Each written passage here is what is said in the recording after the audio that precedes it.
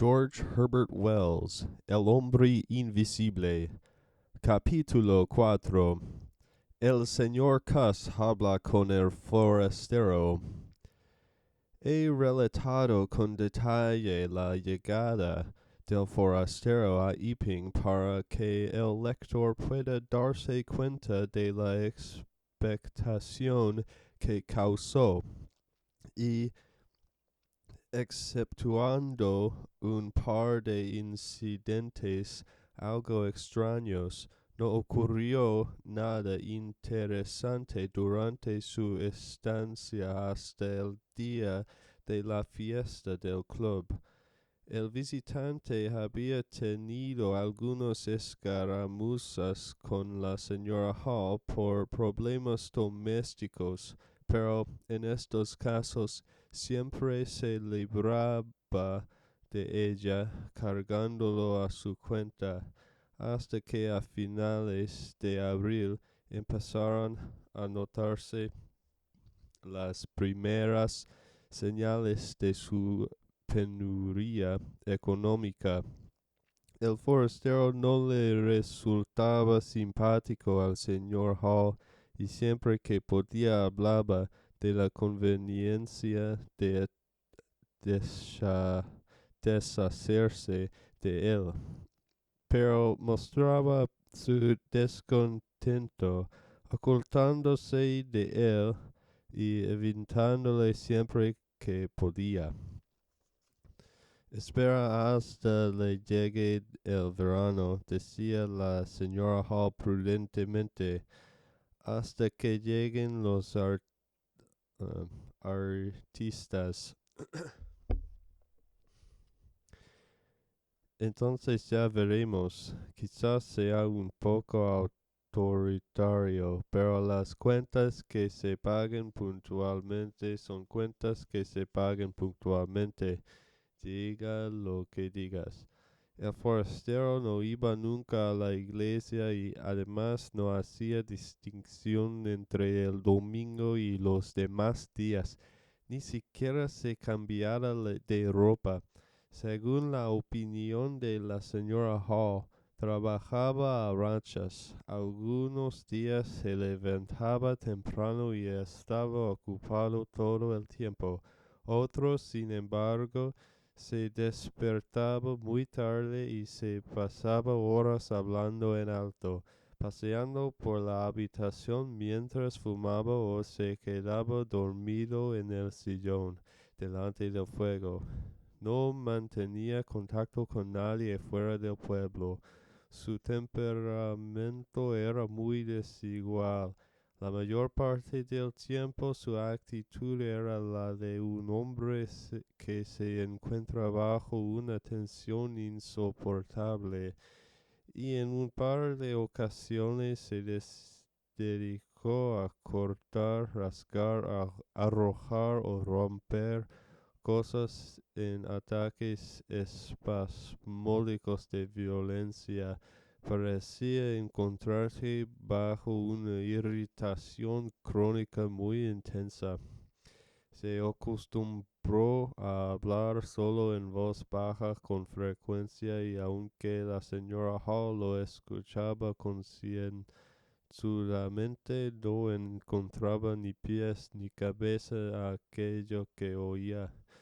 Durante el día raras veces salía de la posada, pero por las noches solía pasear completamente embosado y sin importarle el frío que hiciese, y elegía para ello los lugares más solitarios y sumidos en sombras de árboles. Sus enormes gafas y la cara vendada debajo del sombrero se aparecía a veces de repente en la oscuridad para desagrado de los campesinos que volvían a sus casas.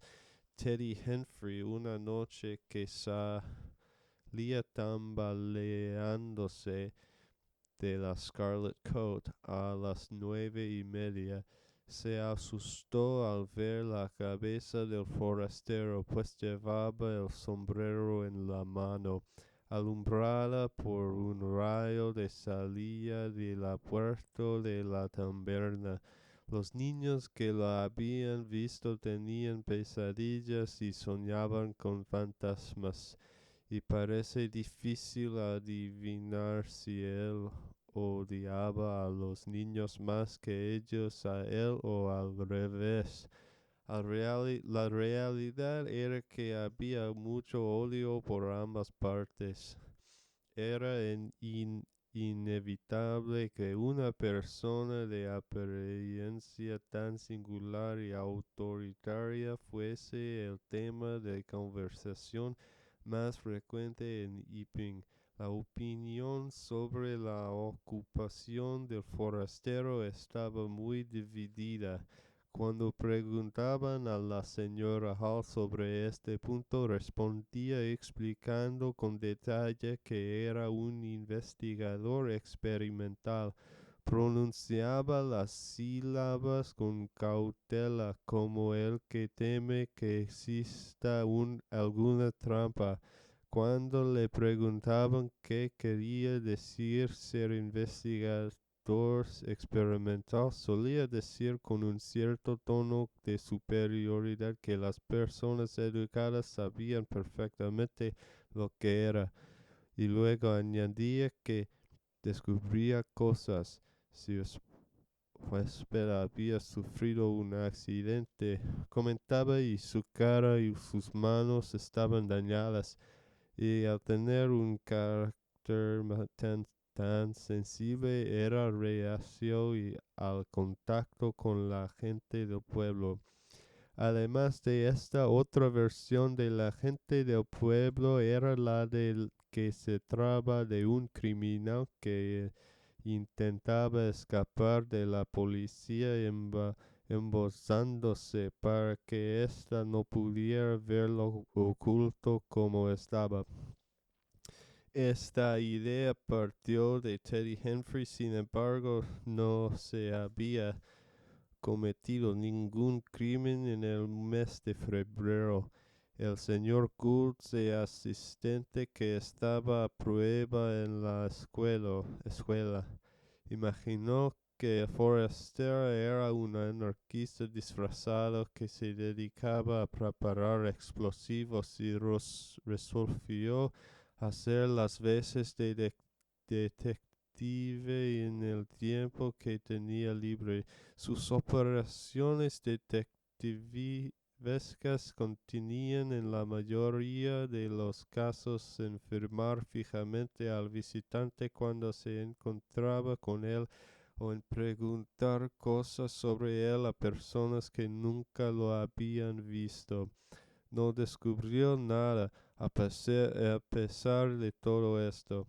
Otro grupo era de la opinión del señor Fahrenheit, excepto la versión de que tenía el cuerpo moteado, u otra versión con algunas modificaciones. Por ejemplo, así las Durgan le oyeron afirmar si se dedicara a exhibirse en las ferias, no tardaría en hacer fortuna, y pecando de teólogo, comparó a forastero con el hombre que tenía un solo talento. Otro grupo lo explicaba todo diciendo que era un loco inofensivo. Esta última teoría tenía la ventaja de que todo era muy simple.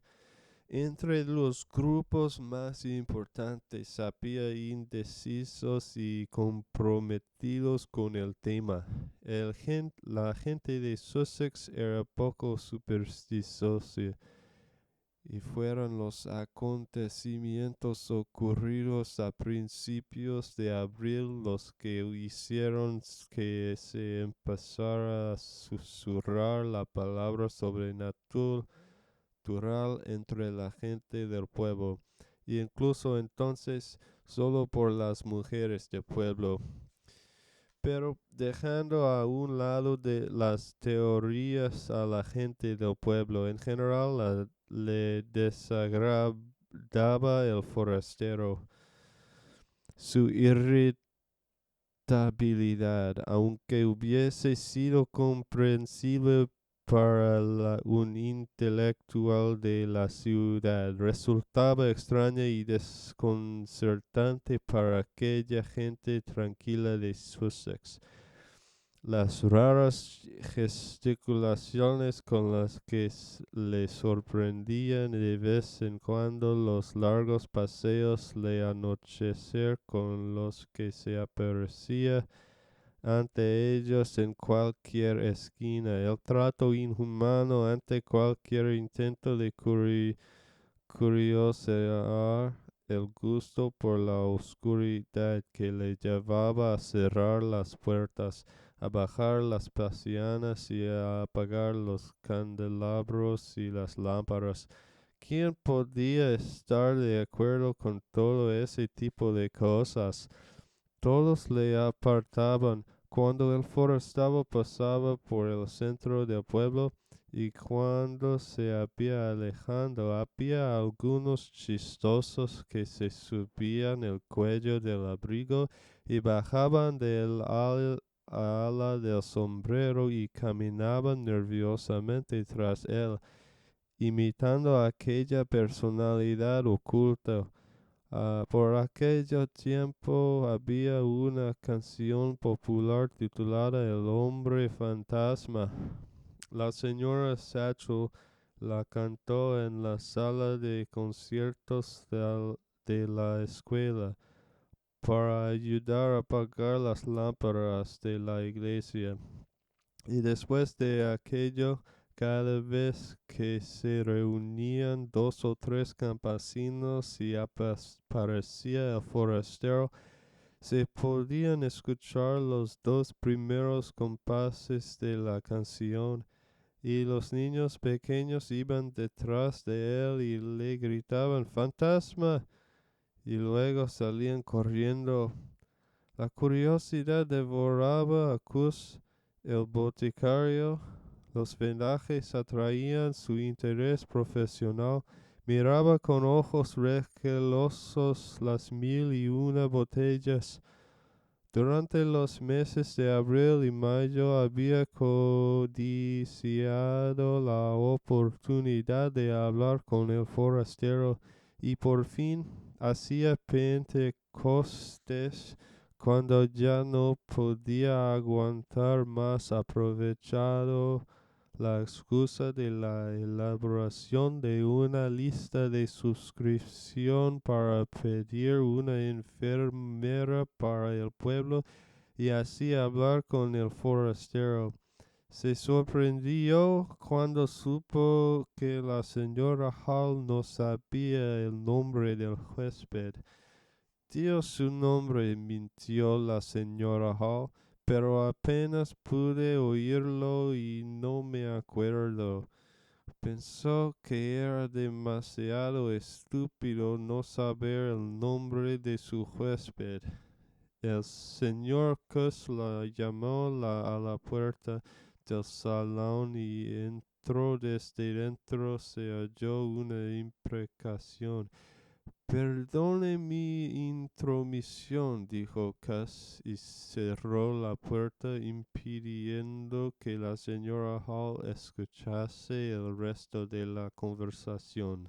Ella pudo oír un murmullo de voces durante los siguientes 10 minutos. Después un grito de sorpresa, un movimiento de pies, el golpe de una silla, una sonora carcajada, unos pasos rápidos hacia la puerta, y apareció el señor Cass con la cara pálida y mirando por encima de su hombro. Dejó la puerta abierta detrás de él y sin mirar a la señora Hall siguió por el pasillo y bajó las escaleras, y ella pudo oír cómo se alejaba corriendo por la carretera. Llevaba el sombrero en la mano. Ella se quedó de pie mirando a la puerta puerta abierta del salón. Después oyó cómo se reía el forastero y cómo se movían sus pasos por la habitación. Desde donde estaba no podía ver a cara. Finalmente la puerta del salón se cerró y el lugar se quedó de nuevo en silencio. Cass cruzó el pueblo hacia la casa de Bunting en Vícaro. ¿Cree que estoy loco?, preguntó Cass de risa nada más entrar en el pequeño estudio. ¿Doy la impresión de estar enfermo? ¿Qué ha pasado?, preguntó el vicario, que estaba estudiando las hojas gastadas de su próximo sermón. Este tipo, el de la pasada.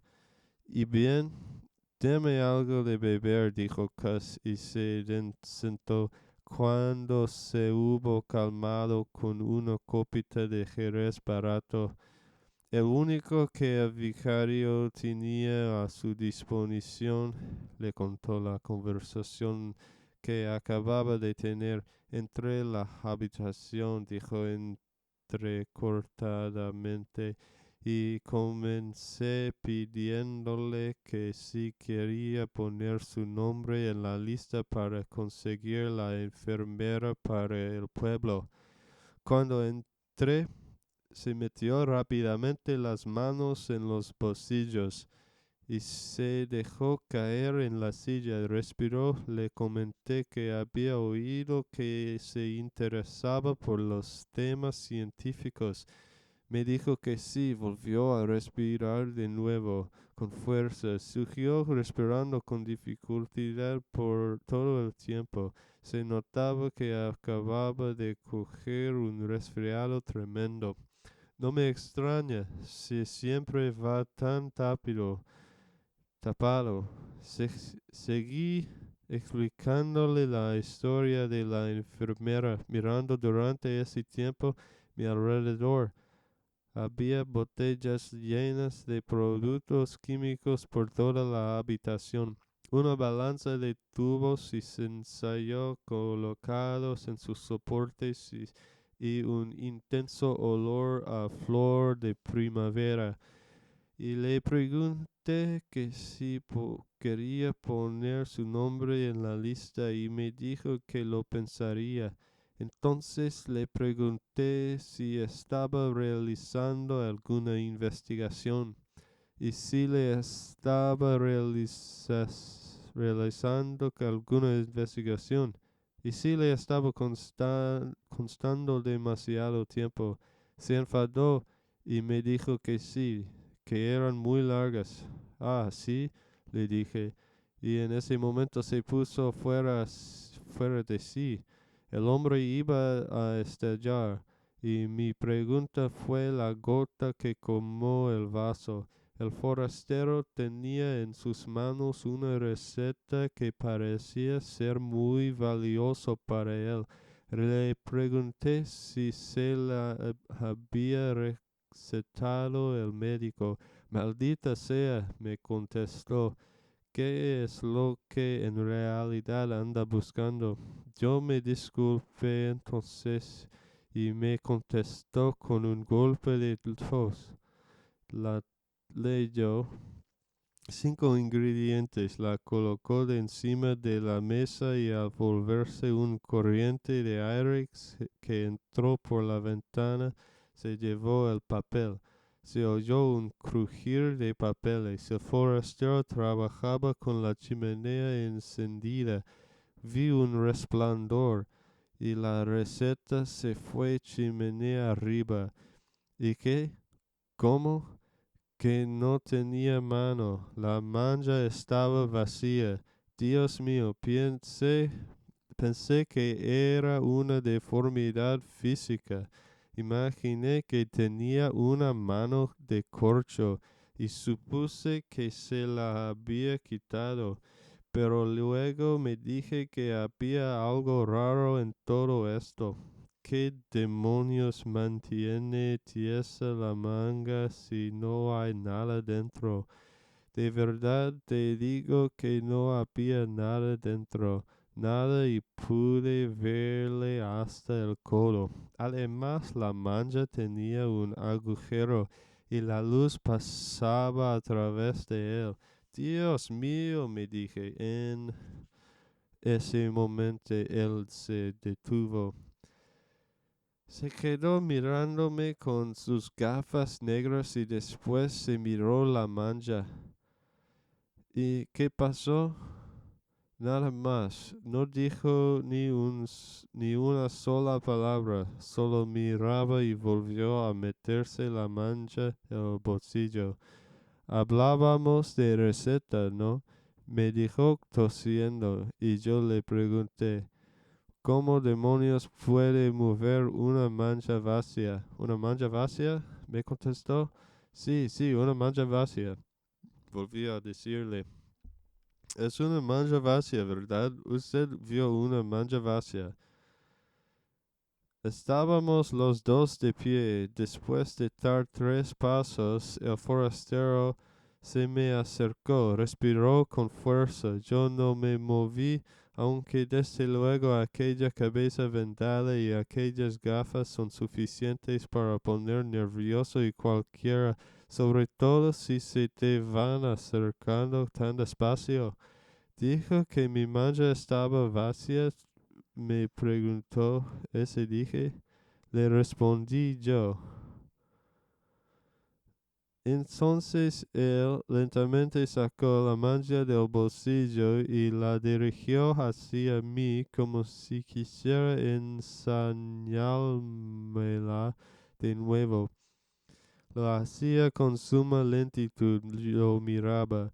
Me pareció que tardaba una eternidad. ¿Y bien? Me preguntó.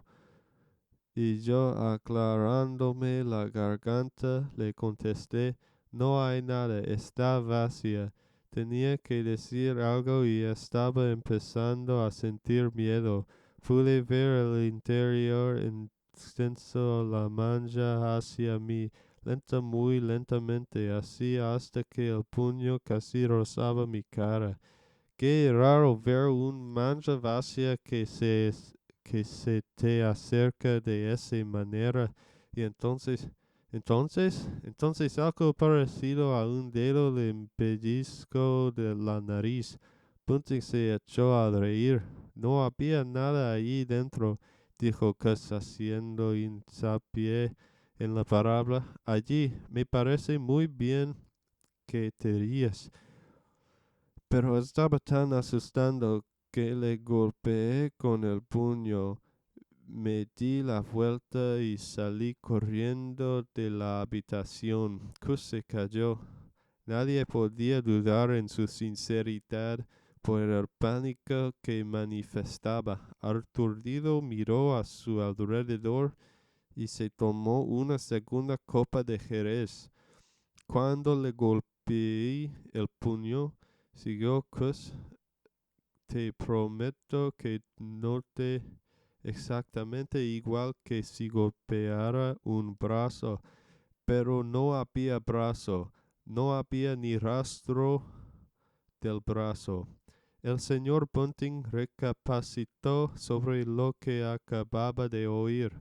Miró al señor Cus con algunas sospechas.